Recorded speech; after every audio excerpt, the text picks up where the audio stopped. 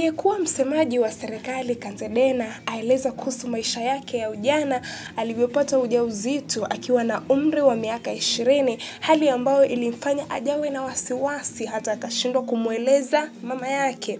Mimi nikiwa mmoja wao, sikuzaa nikiwa na miaka 11, 15. Nilizaa nilikuwa na miaka 20.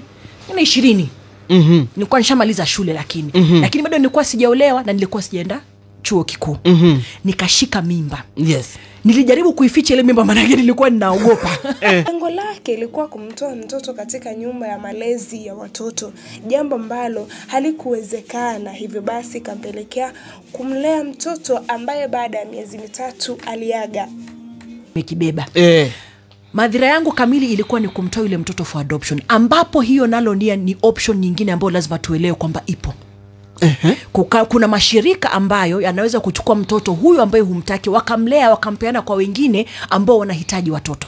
Na hilo ndio swala mimi niliamua kuchukua. Sikuwa nimemweleza mamangu, lakini nikaenda nikafanya. Hata hivyo, Kanzedena na wazazi wake hawakukata tamaa, kwani aliendelea na masomo yake kama kawaida.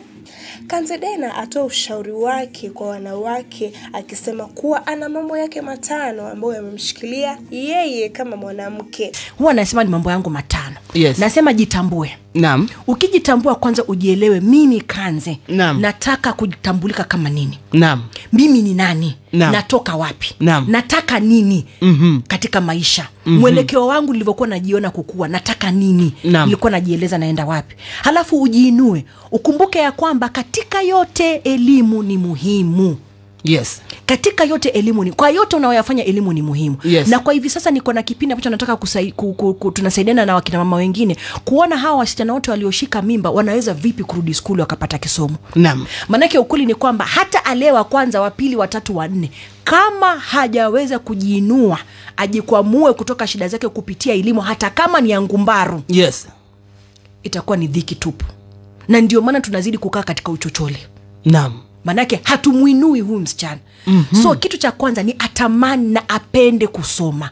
Najua kuna wengi wanasema lakini sishiki, naambia dada kaa hapo hamnazo ushikicho kizungu cha I want you, I want me, lakini utafika mahali. Manake kuna kisomo kitafika utaweza kujisimamia. Manake Mungu kwa kila mtu amemwekea karama.